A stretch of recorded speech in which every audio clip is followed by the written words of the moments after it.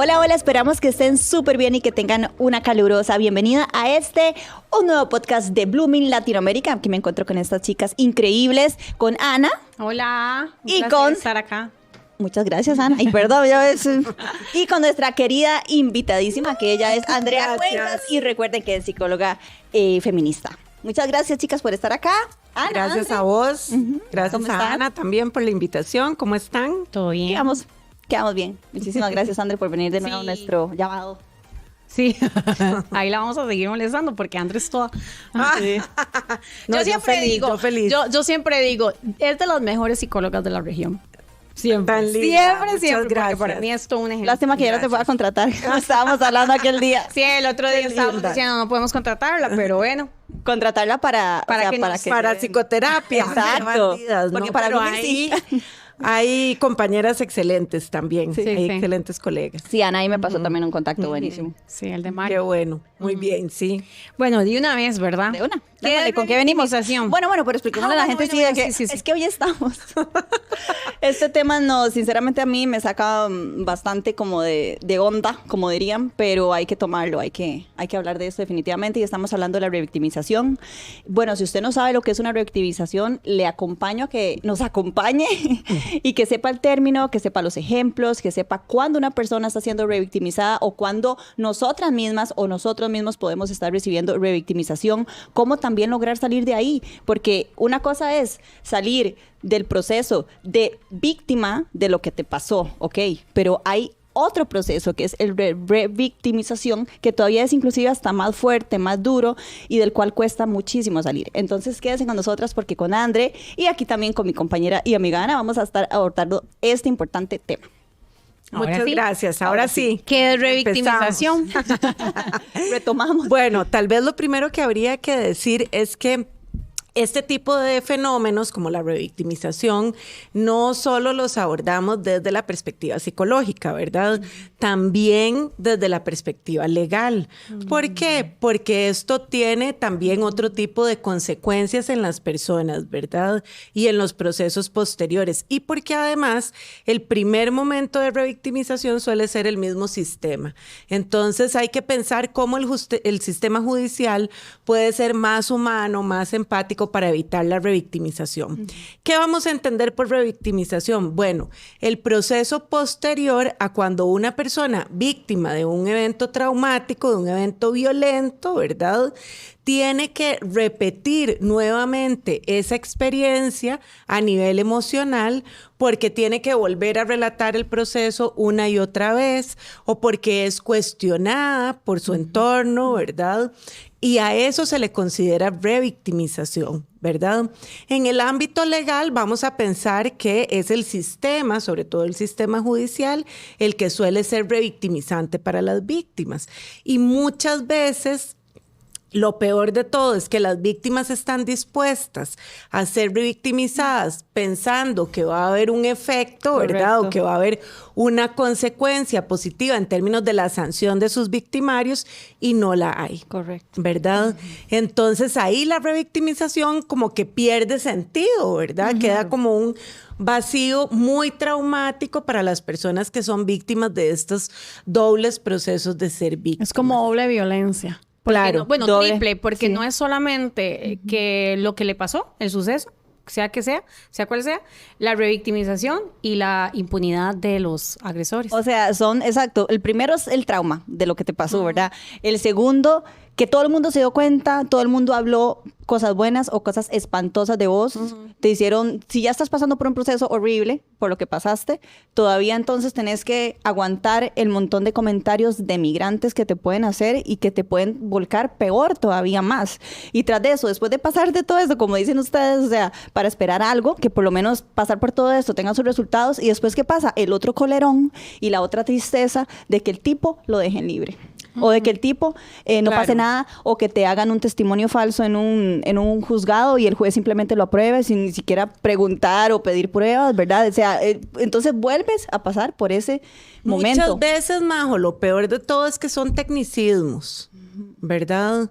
Hay un caso muy conocido en Costa Rica de una chica, no me voy a referir mucho para no revictimizarla, pero ella fue un caso muy sonado en la prensa costarricense, ¿verdad? Porque fue una chica que sufrió abuso sexual en un parqueo de un bar, ¿verdad? Por un exnovio y otras personas. Uy, eso fue hace muchos años, Eso ¿verdad? fue hace ya varios años y además eran personas graduadas de uno de los colegios, ¿verdad? Más caros del país, etcétera. Entonces, tuvo mucho bombardeo mediático, lamentablemente para ella.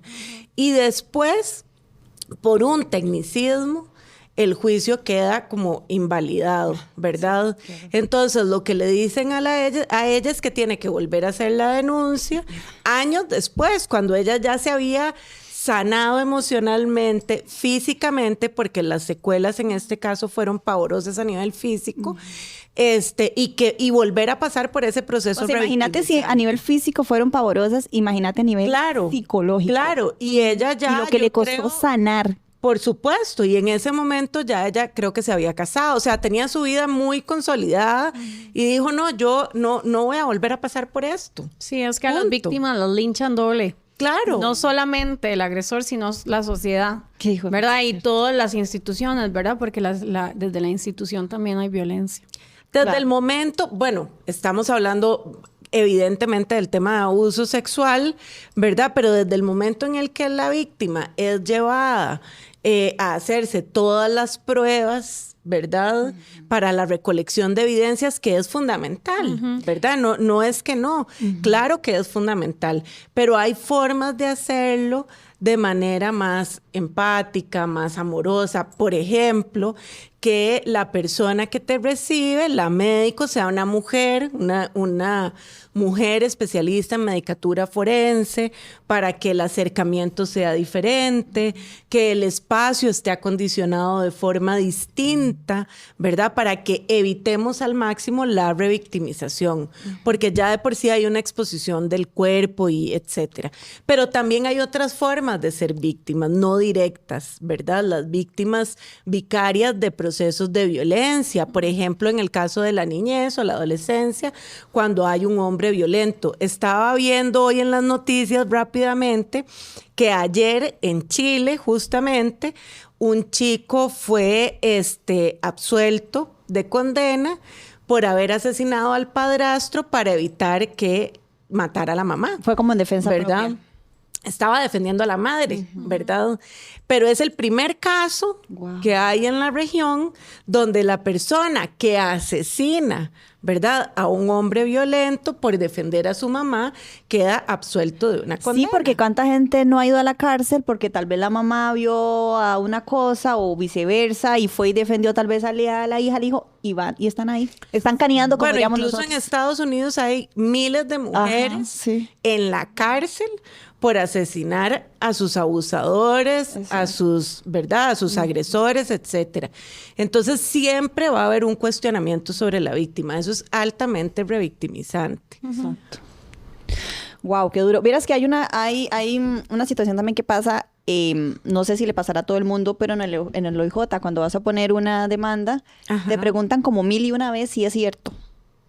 Después te pasan a otro lado, o sea, como les digo, no sé si aún sigue pasando, ¿verdad? Debe de ser que todavía sigue pasando, porque digamos, las denuncias que llegan siempre es la revictimización que les hacen y los cuestionamientos una y otra vez están repetitivos por parte de los empleados. Sí, puede ser que sí, porque digamos, cuando llegas, te dicen eso, te dicen como, ¿qué viene a hacer? Ok, es cierto. Tiene que, de verdad, segura. De hecho, hay chicas que dicen incluso que les dicen, bueno, pero es que usted se lo buscó. No, bueno, claro. Sí, ha pasado hasta de autoridades, ¿verdad? Pero digamos, cuando llegas en el momento, entonces te pasan a otra persona. Y viene la persona que te atendió anteriormente, ¿verdad? Y te dice, ¿en serio está segura completamente? Vea que tiene que ir como 12 horas al hospital. Vea que si usted no dice la verdad, son 5 años de cárcel. ¿Está segura que usted quiere todavía ir a hacer esa demanda? O sea, tras de eso tenés que estar súper segura después de todo o sea, te ven golpeada, te ven lo que sea y todavía te dicen, es cierto, ¿verdad? O sea, yo me lo hice eso.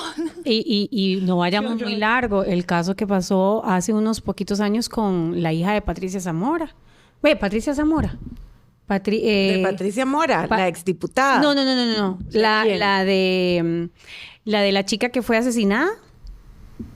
Que el presidente del OIJ le hizo toda la revictimización que pudo para poder el salir y... Es el caso de Luani, el que te estás refiriendo. ¿Patricia qué es? ¿Cómo se llama ella?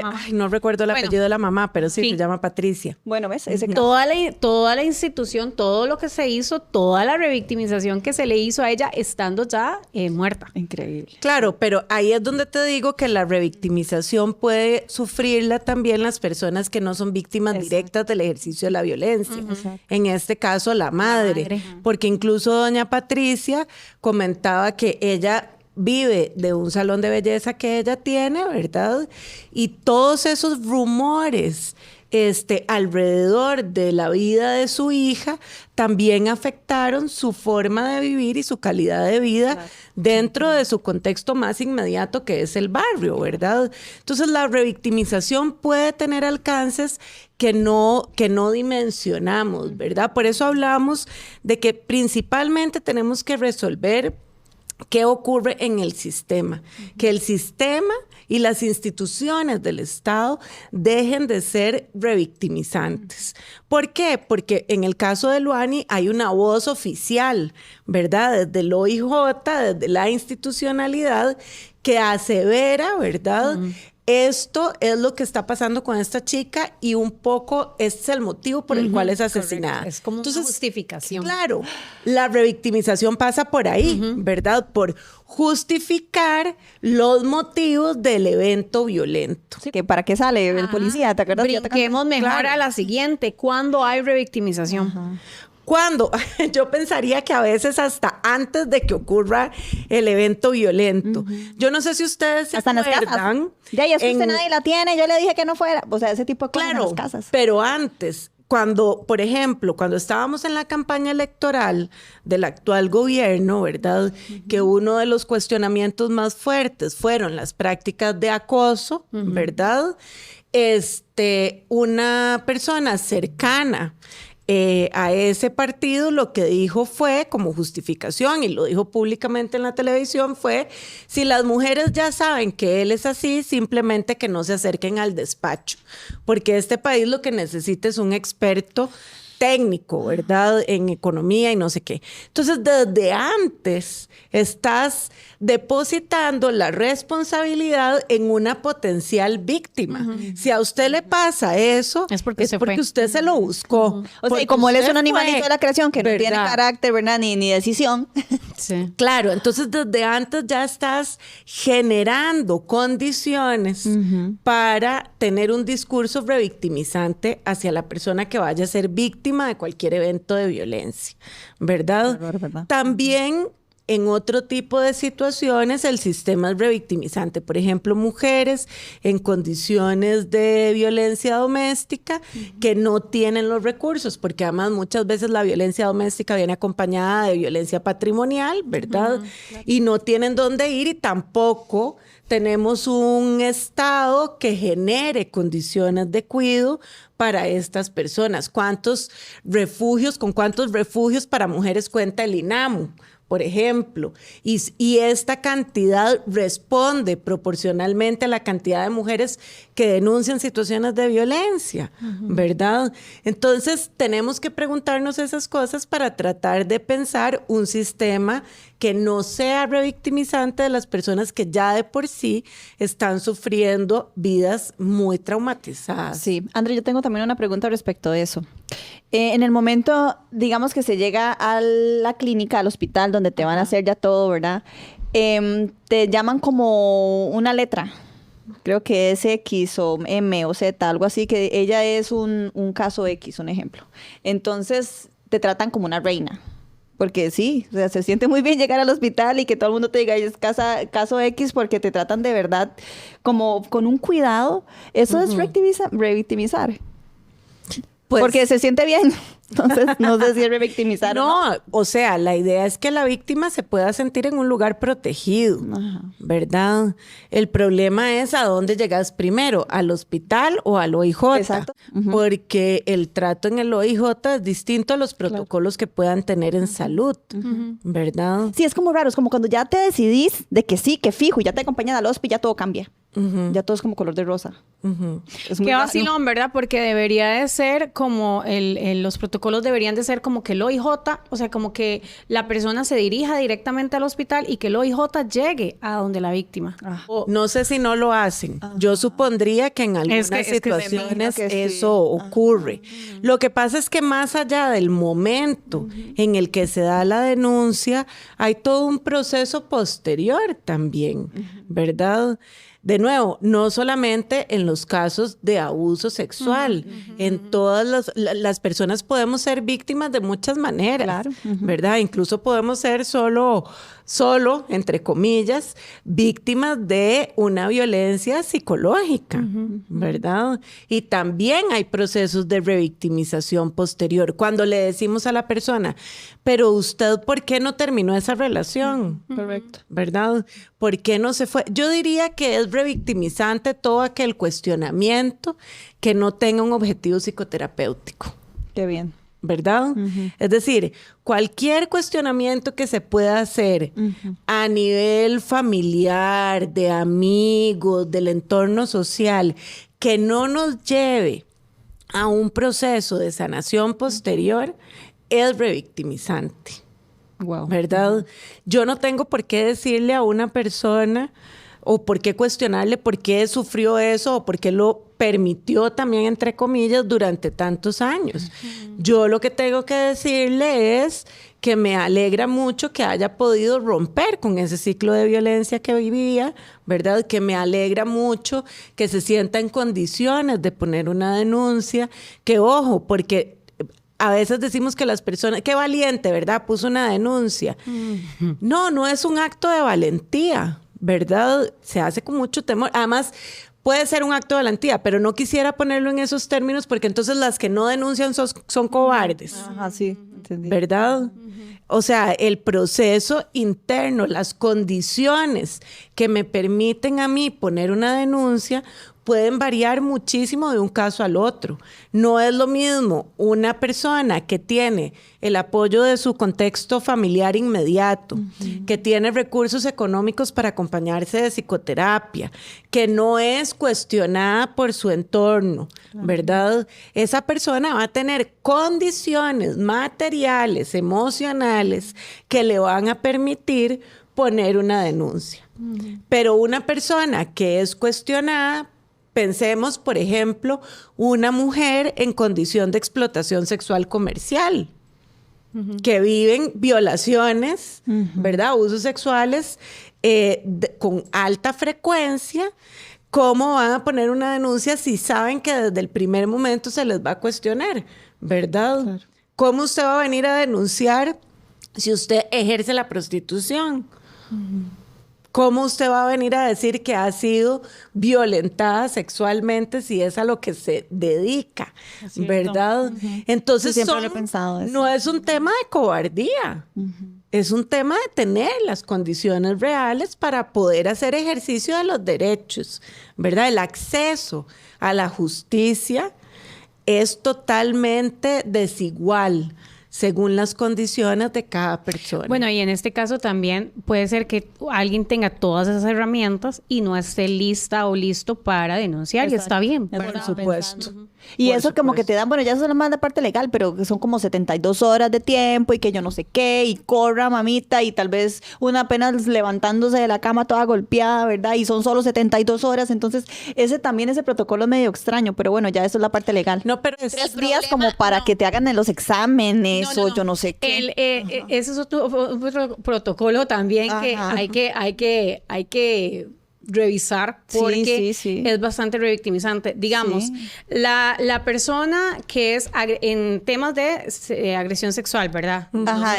No sé, pero por lo menos lo de temas de agresión sexual tienen 72 horas para la pastilla que ni siquiera es abortiva, ¿verdad? Que eso también es... La pastilla del día después. Ajá, la pastilla del día después. Por eso es que se les solicita que lleguen 72 horas, porque la pastilla, el levonorgestrel o lo que sea... no tiene efecto. Ajá, después de los 72 horas ya no tiene efecto.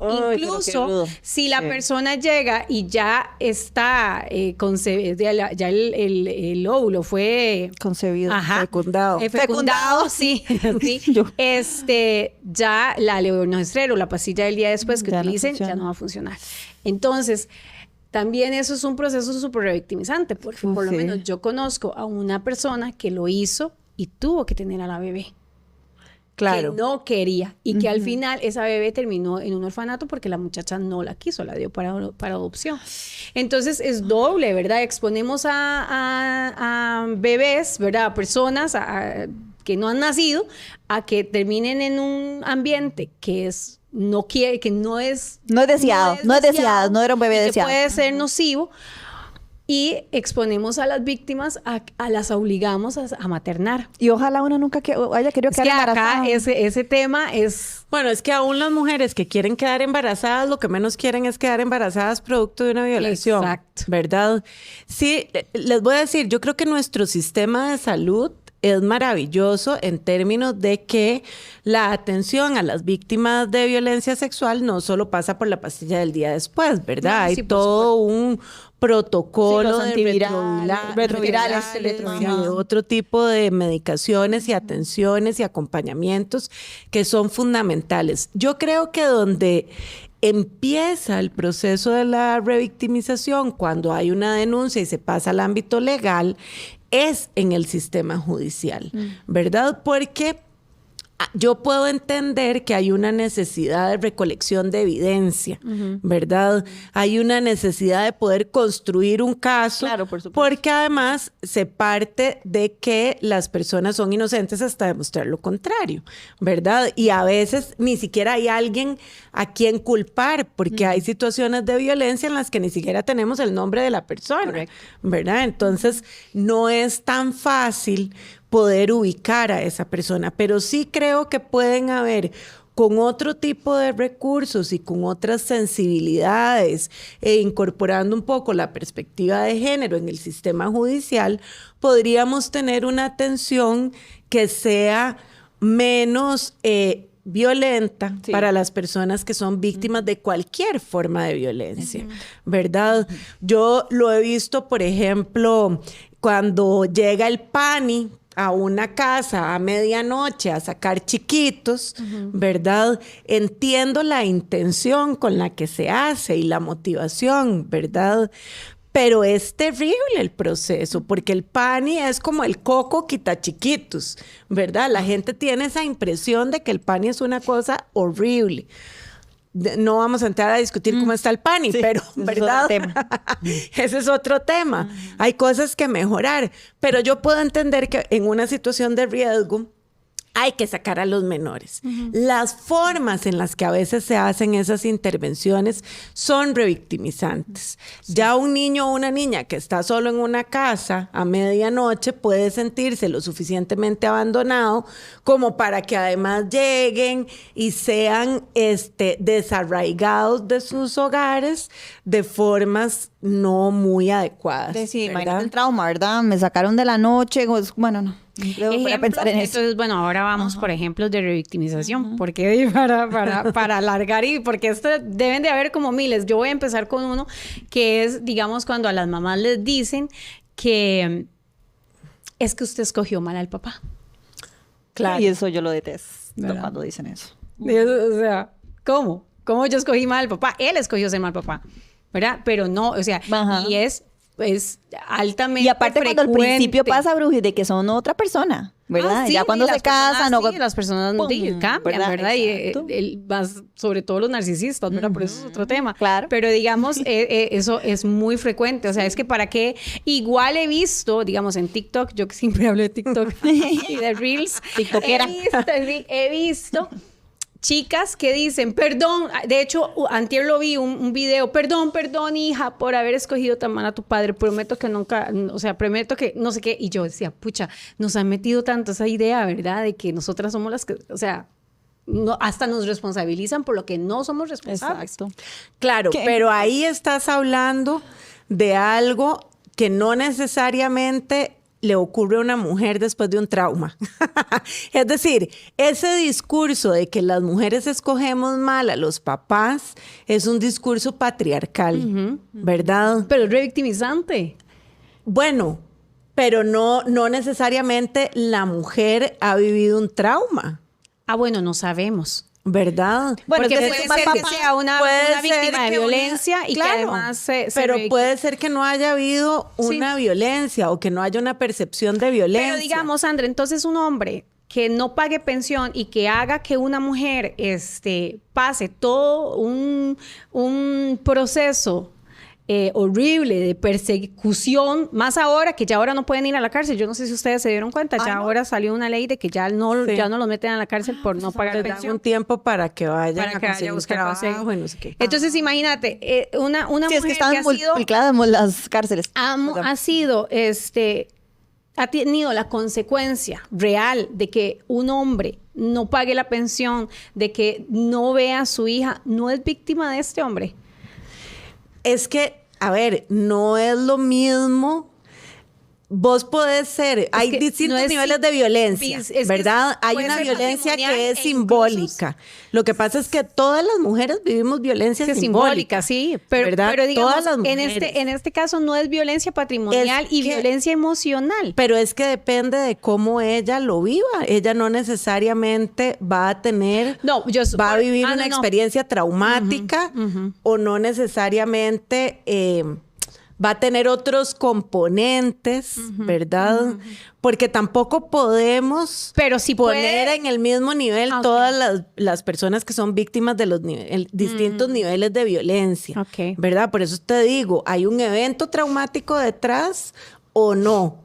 Porque yo puedo ser, por ejemplo, todas las leyes que son de indubio pro víctima, que son aquellas que tienen que ver con derechos humanos, como las de acoso sexual, ¿verdad? Es súper importante la perspectiva de la persona que es víctima del acoso, ¿verdad?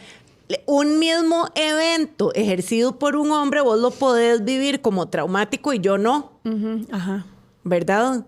Porque puede ser que vos tengas una historia de abuso sexual previo, porque puede ser que vos tengas otro nivel de sensibilidad, porque puede ser que yo sea una mujer que en realidad no se ha trabajado el tema de género y no considere que eso es violencia, sino que eso es un piropo, ¿verdad? Entonces, el ser víctima de algo también depende mucho de la percepción que tiene la persona que vive la experiencia, ¿verdad? Como cuando hay gente que no sabe que ha sido revictimizada o que ha sido agredida sexualmente. O sea, hay gente que no se da cuenta hasta que ya crecen, hasta que ya caen en razón. Y entienden que eso es un proceso de violencia. Las que han sido víctimas de violencia sexual por parte de las parejas. Claro, también, por supuesto, que antes ni siquiera se reconocía que una mujer que estaba casada podía ser víctima de violencia sexual, porque se entendía que esa era parte de las funciones de una mujer al estar casada. Entonces, claro que el sistema es revictimizante, o sea, el sistema es violento hacia las mujeres. Tenemos que partir de eso. Vivimos en un sistema patriarcal, donde las mujeres vivimos la mayor parte de las opresiones del sistema, ¿verdad? No quiere decir que los hombres no tengan experiencias de violencia, que no puedan ser víctimas y que no puedan ser revictimizados por el sistema. Y pienso, por ejemplo, en la misma situación de abuso sexual. Un hombre que es abusado sexualmente, todos estos chicos, por ejemplo, que han sido abusados por curas. Exacto. ¿Verdad? ¿Cuánto les cuesta poner la denuncia? Y más que primero, se tapan, entonces dejan al niño malísimo. O sea, como pero además es una figura de autoridad espiritual. El peso que eso tiene psíquicamente en un ser humano, ¿verdad? En una relación además homosexual que en la mayoría de las iglesias es sancionada. ¿Verdad? Entonces son son niños que deben vivir una experiencia como si fueran los hijos del demonio en la tierra, más o menos, ¿verdad? Por haber invitado al otro a tener ese tipo de tentaciones. Entonces imagínense el nivel de culpa y lo revictimizante que es el sistema, porque además después les cuestiona su masculinidad. Después les cuestiona cualquier tipo de orientación sexual. O sea, por supuesto que hay revictimización en los hombres. Claro que sí, ¿verdad? Wow. Sí, porque a veces han hasta puesto denuncias. Yo tengo el caso de un amigo mío que puso la denuncia porque lo agredía la pareja. Claro, es un caso, ¿verdad? Y entonces se burlaban de él. Claro. Claro, que también tiene amigas que van y ponen denuncia y se burlan de ellas también. No voy a decir en cuál juzgado, pero también pasó. Y bueno, este amigo decía que ya no quería hacer nada porque sabía que se iban a hablar de él. ¿Qué es lo que me estás diciendo? Chuchingas le dicen. Yo he visto eso. Chuchingas cuando les pegan de hombres a mujeres. Chuchingas. De mujer a... No, yo he visto como... no es como... ¿O cómo es cuando les pegan las mujeres? No como sé. Como que le andan... como que... Ay, porque, ¿verdad? Además existe esta idea de que el hombre... De que le come la gallina. Y que siempre, ¿verdad? Que lleva los pantalones y jamás, ¿verdad? Pero sí. Exactamente. Yo he visto casos poquitos, son los menos, pero exacto, muy poquitos, pero hay. Entonces es como decía Andrea ahorita fuera de cámaras, que entonces la persona atrás de todo hace todo este proceso y, bueno, sí pasa, porque yo tengo la fe de que sí pase, pero muchas veces no queda nada. Entonces ahí es como decíamos al principio, donde cabe la victimización. Entonces la gente dice, ¿para qué voy a pasar por todo eso si al final no van a hacer nada? Claro. También hay procesos, yo las invito a ver el caso de La Manada, ¿verdad? El documental de Netflix que se llama No Estás Sola, súper importante en términos de la denuncia y el proceso de acompañamiento de ella. Entonces ahí podemos hablar de que esta chica ya no es una víctima de violencia sexual, sino que es una sobreviviente de violencia sexual. Y ese término es fundamental en términos de cómo una persona se posiciona frente al evento traumático, ¿verdad? Si soy víctima o si logro ser sobreviviente de ese evento, ¿verdad? Y vamos a tener toda la resiliencia, el acompañamiento, etcétera. Sobreviviente. ¿Qué causa la revictimización? ¿Qué la causa? Bueno, que vivimos en un sistema donde todas las personas nos sentimos con la posibilidad de juzgar a las otras personas, ¿verdad? Y no entendemos desde la empatía que una persona que es víctima de cualquier forma de violencia no la buscó. No la quiso, ¿verdad? Sí, uno no se viste para que lo acosen, uno no se viste para que lo violen, uno no toma para que lo... Exacto, porque puedes andar hasta con una bata que llegue aquí a los talones, que vean a ver cómo te la suben. Por supuesto que sí. O un niño o una niña. No andan buscando que los violen. ¿Verdad? Sí, yo creo que ojalá que la gente que no haya pasado por algo así no tenga que pasar por algo así para poder tener empatía de la otra persona o simplemente quedarse en silencio, o sea, no opinar, simplemente ver y dejar que la otra persona sane. Pero yo creo que se nos fue el tiempo ya. Sí. Entonces vamos a hacer una segunda parte, porque también viene el proceso de cómo salir de algo así y retomando la pregunta que ahorita hizo Ana. ¿Está bien, chicas? Sí. Muchas gracias, sí, perfecto. Voy a estar también pasando, bueno, los ejemplos, tenemos ahí, como les decíamos, de Netflix para que ustedes puedan ver documentales en donde se ve clarísimo y son muy chivas además porque son documentales súper interesantes que atrapan, ¿verdad? Entonces tenés que verlos y te enseñan muchísimo. Entonces, bueno, vamos a dejarlo también ahí en la caja de comentarios. Igual ustedes pueden dejarnos sus consultas para hacérselas a Andre con muchísimo gusto. Y Andre, para despedirnos ya de esta primera parte, tus redes sociales, ¿dónde te podemos contactar? Y yo las voy a estar pasando, las vamos a estar pasando también por abajo. Bueno, me pueden escribir por WhatsApp al 8822-9891 o por Instagram. El Instagram es Andrea CB Quinta Esencia. Excelente. Así lo encuentran. Excelente. Igual, como les digo, van a estar apareciendo en sus pantallas. Y Ana, unas últimas palabras ya para irnos. Muchísimas gracias por estar acá y bueno, a la segunda parte. Segunda de una. Sí. Nos vemos entonces en el próximo podcast. Este es Bloom Latinoamérica desde FEPS Producciones.